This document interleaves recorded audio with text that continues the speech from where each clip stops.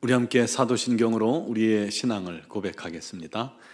나는 전능하신 아버지 하나님 천지의 창조주를 믿습니다. 나는 그의 유일하신 아들 우리 주 예수 그리스도를 믿습니다. 그는 성령으로 잉태되어 동정녀 마리아에게서 나시고 본디오 빌라도에게 고난을 받아 십자가에 못 박혀 죽으시고 장사된 지 사흘 만에 죽은 자 가운데서 다시 살아나셨으며 하늘에 오르시어 전능하신 아버지 하나님 우편에 앉아 계시다가 거기로부터 살아있는 자와 죽은 자를 심판하러 오십니다. 나는 성령을 믿으며 거룩한 공교회와 성도의 교제와 죄를 용서받는 것과 몸의 부활과 영생을 믿습니다. 아멘. 찬송가 211장 찬양 드리겠습니다.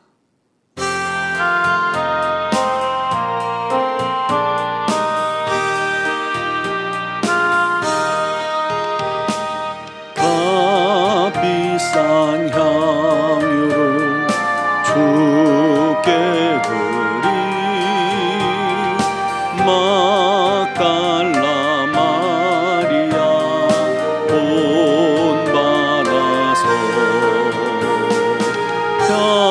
향기로운 산제물 주님께 바치리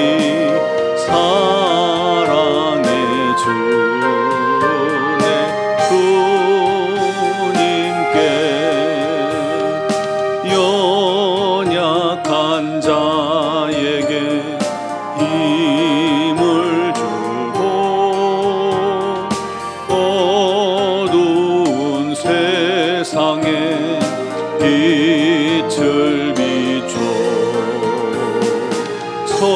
성실과 은혜로 내 형제 이끌리 사랑의 주 내 주님께 두려운 마음에 소망 슬픔에 쌓인 자 위로하며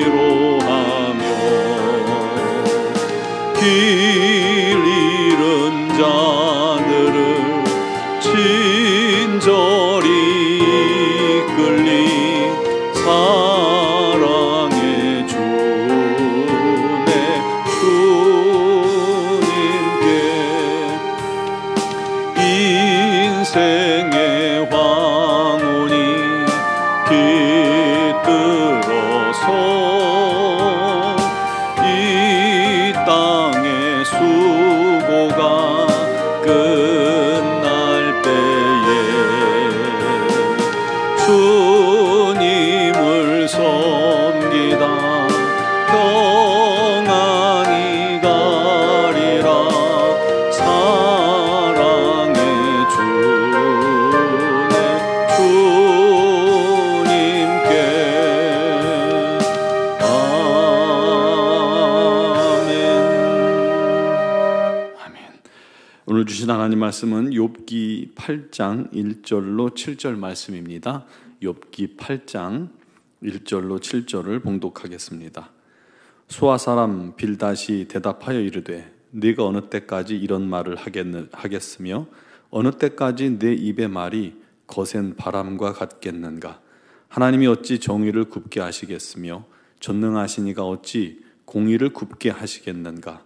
내 자녀들이 주께 죄를 지었으므로 주께서 그들을 그 죄에 버려두셨나니 네가 만일 하나님을 찾으며 전능하신 이에게 간구하고 또 청결하고 정직하면 반드시 너를 돌보시고 내 의로운 처소를 평안하게 하실 것이라. 네 시작은 미약하였으나 내 나중은 심히 창대하리라. 아멘. 여러분, 흑백 논리라는 말 잘 아시죠?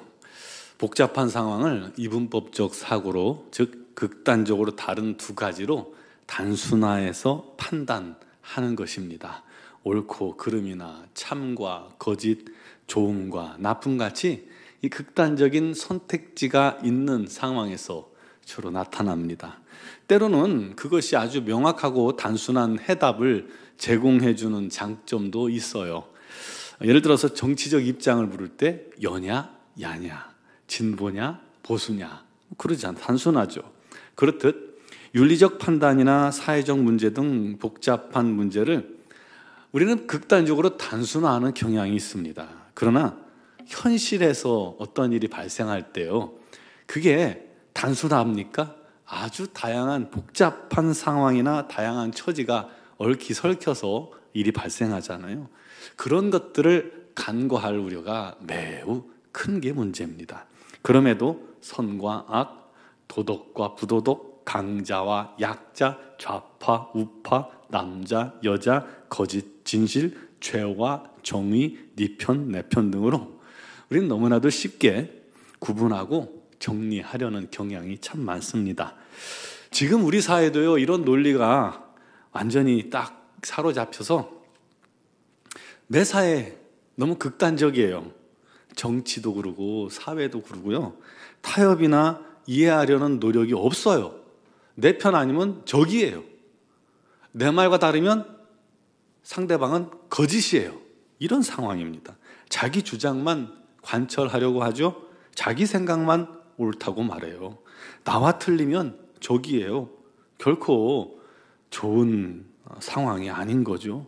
그런데 여러분, 이런 세상적인 사고방식이나 모습들이 우리 신앙 안에도 또 고스란히 들어와 나타난다는 게 문제입니다. 지나친 흑백 논리가 교회 안에도 존재합니다. 가난하면 여러분 복을 못 받은 거고 부자는 복을 받은 건가요? 하나님께서 부자만 사랑하시나요? 하나님, 여러분, 그 병 생기면, 병이 들면 하나님 영광 가리는 건가요? 건강하면 하나님 영광 드러내는 건가요? 내 생각과 맞으면 진리이고 내 생각과 다르면 거짓이에요? 방언은 끝났나요? 오늘날 하는 방언은 푸닥거리예요? 내 마음이 불편하면 상대방의 행동은 귀신 들린 건가요? 그렇지 않잖아요. 그런데 교회 안에 이런 식의 사고방식, 극단적인 판단이나 사고방식이 많은 게 문제예요. 그러면 교회가 결코 평안하지가 않은 거죠. 물론 우리 신앙이 선과 악을 나누고 죄와 정의를 구분하지만 그 모든 판단의 기준이 뭐예요? 하나님의 말씀입니다. 또 하나님의 영광, 하나님의 뜻이 기준이에요. 하나 더 중요한 게 있습니다. 그게 뭐냐면 사랑입니다. 우리 하나님은 사랑이십니다. 우리 하나님은 그 사랑의 기준에 맞아야 돼요. 복잡한 여러 가지 상황도 우리 하나님의 사랑 안에서 이게 버무려져야 합니다. 또한 그 기준이 절대로 사랑, 우리에게 있지 않습니다. 그 판단도 우리에게 있잖아요. 그런데 우리는 내 기준으로 보고 내가 판단을 해요. 이건 무서운 겁니다. 많은 사람이 자신에게 기준을 둔다는 게 너무 큰 문제예요. 게다가 흑백 논리에 각인되어 있는 사람이라면 한번 틀어지면 이거는 설득도 안 되고 이해시키기도 어려운 거예요. 여러분, 그때 어떻게 하면 좋을까요? 찰스 쉘돈의 베스트 신앙소설이 있죠. 예수님이라면 어떻게 하실까? 그 책과 같이 우리가 예수님이라면 어떻게 하셨을까 하고 범사에 매사에 판단하고 생각하면 참 좋을 것 같습니다. 왜 이런 말을 했냐면 욥이 이런 극단적인 상황 속에 내몰렸습니다. 욥은 거대한 부자였죠. 동방에서 가장 훌륭한 의인이라 소리 들었고 하나님께서 온전한 사람이라고 평가하셨습니다. 그런데 그런 그가 하루아침에 쫄딱 망한 거 아닙니까? 그리고 자식들까지 다 한순간에 몰살당하고요. 그래도 첫 번째 사단의 시험을 잘 통과했습니다. 하나님을 원망하거나 불평하지 않았고 그 어려움 속에서도 하나님을 찬양했습니다. 두 번째 시험이 찾아왔습니다. 이번에는 사단이 욥의 몸을 쳐서 온몸에 종기가 가득하게 만들었어요. 제 위에 앉아 질그릇 조각으로 몸을 박박 긁어야 했어요. 피가 나겠죠. 또 그것이 굳어지겠죠. 다시 갈라지죠. 계속합니다. 몸에는 어느새 구덩이가 달라붙어 있어요. 흙이 짓이겨져 있어요. 마치 옷처럼 붙어버렸어요. 피부는 굳어졌다 또 터졌다를 반복합니다. 고름이 나옵니다. 고통에 잠도 못 잡니다. 아내마저 떠납니다. 욥의 친구들이 그런 욥을 위로해보겠다고 찾아왔다가 하도 기가 막혀서 일주일간을 그 곁에서 아무 소리 못하고 울기만 했어요. 문제는 그 친구들에게 욥이 자기 신세를 한탄하기 시작한 거예요. 친구에게 위로를 받아보고자 하는 마음이었던 거죠. 우리는 그렇게 사람에게 위로받을 그런 마음들을 가지고 내 마음을 열고 고백할 때가 많잖아요. 근데 이 욥도 그런 마음으로 고백을 했는데 사람에게 자기의 마음을 고백한 게 진짜 위로가 될까요? 그때부터요, 이 친구들과 욥 사이에 치열한 논쟁이 시작되잖아요. 그 친구의 논쟁거리는 똑같습니다. 욥의 고난은 틀림없이 죄다. 이 친구들도 완전 사고방식이 극단적이에요. 지금 이 세상에서 일어나는 이 극단적인 고통은 죄 때문이다. 그러니 잘난 체 말고 의로운 체 하지 말고 회개해라. 그럼 하나님께서 불쌍히 여기실 거다. 돌이켜 주실 거다. 오늘 본문의 빌닷의 주장도 그거였죠. 너 언제까지 변명만 할래? 쉽게 설명하면 그렇습니다. 네 자식들이 까닭 없이 죽었겠냐? 죄 지었으니까 벌 받은 거지. 야, 네 고난도 마찬가지야. 하나님께 빌어. 애원해. 회개하면 하나님께서 회복해 주실 거야. 그렇게 되면 네 시작은 지금 미약하지만 네 나중은 심히 창대할 거야. 우리가 어떤 창업하는데 그런데 개업하는 집에 신방 가면 많이 쓰는 성구죠. 네 시작은 미약하였으나 액자에 걸어놓고요. 네 나중은 심히 창대하리라. 이 말이 좋아 보이지만 욥의 입장에서, 지금 고난 가운데 있는 욥의 입장에서 들으면 비웃는 말 같이 들릴 수밖에 없죠. 나는 죄 없는데 죄를 회개하래요. 그러면 잘 될 거래요. 회복될 거래요. 미칠 지경이죠. 여러분, 이 상황에서 예수님이라면 욥에게 뭐라고 하셨을까요? 예를 하나 들어볼까요? 간호마다 잡힌 여인이 예수님 앞에 붙잡혀 나왔습니다. 사람들이 여인을 죽이려고, 현장에서 잡히면 직결처형입니다. 여인을 죽이려고 돌을 든 상황입니다. 그때 주님께서 뭐라고 하셨어요? 땅에 글을 쓰셨죠? 죄 없는 자가 돌로 치라. 죄 없는 자가 먼저 돌로 치라 하자 그들이 가지고 있던 돌을 버리고 그 자리를 떠나버렸습니다. 다 돌아갔습니다. 그때 주님께서 여인에게 뭐라고 하셨어요? 너를 정죄하는 자가 있느냐? 아니요, 없습니다. 그래야 주님께서 말씀하셨어요. 나도 너를 정죄하지 아니하노니 가서 다시는 죄를 짓지 마라. 여러분, 참 중요합니다. 정죄하지 않으셨다는 거예요.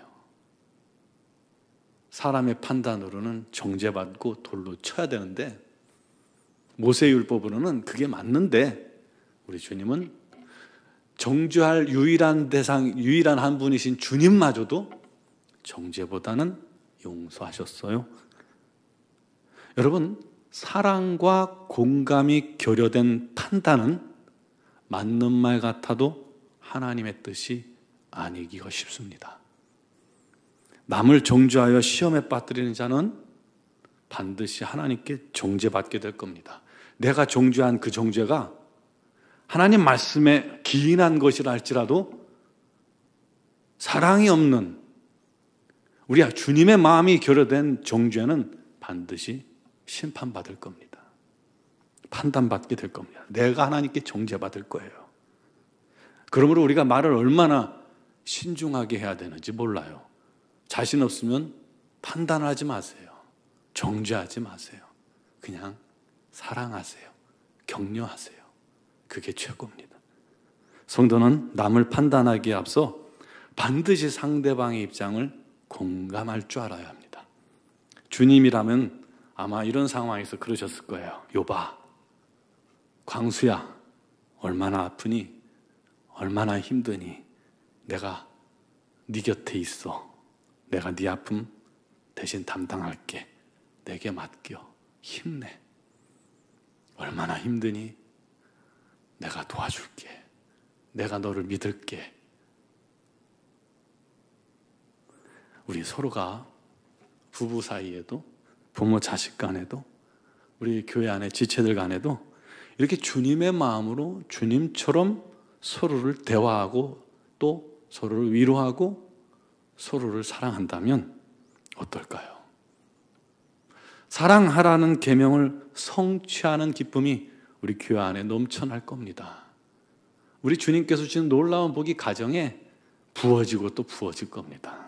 우리에게 오직 그런 은혜만 넘치는 그런 가정, 부부, 교회, 이웃 관계가 되기를 주님의 이름으로 축원합니다.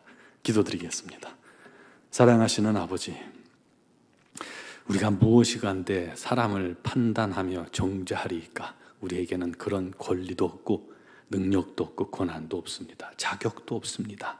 모든 것은 하나님께 맡기고 우리는 오직 사랑하며 격려하며 기도하며 아버지 하나님의 뜻에 순종하기만 애쓰는 자들이 되게 하여 주옵소서.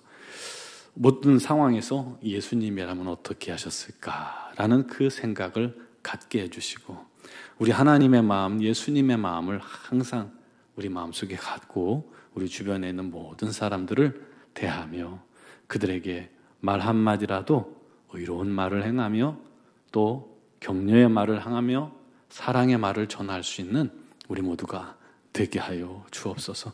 오늘도 주님 앞에 나온 사랑하는 성도들의 모든 간구를 주님께서 하나도 빠짐없이 들으시는 줄로 믿사오니 응답하실 때 우리 하나님의 뜻대로 역사하시고 우리 하나님의 시간표 안에서 역사하시고 우리 하나님께서 홀로 영광받아 주시옵소서.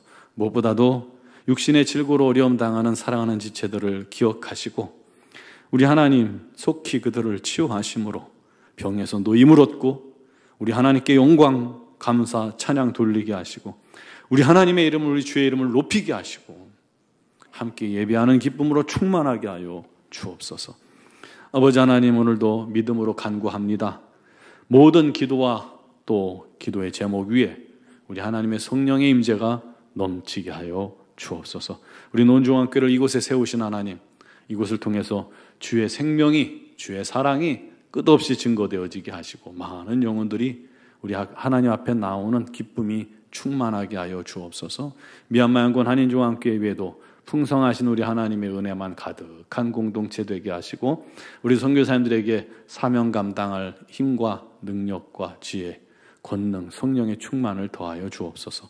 오늘도 주 앞에 나와서 예배하는 모든 사랑하는 성도들 그리고 영상을 통해 예배하고 기도하는 모든 자들에게도 우리 하나님의 놀라운 은혜가 넘치게 하실 줄 믿사옵고 예수 그리스도의 이름으로 기도드리옵나이다. 아멘.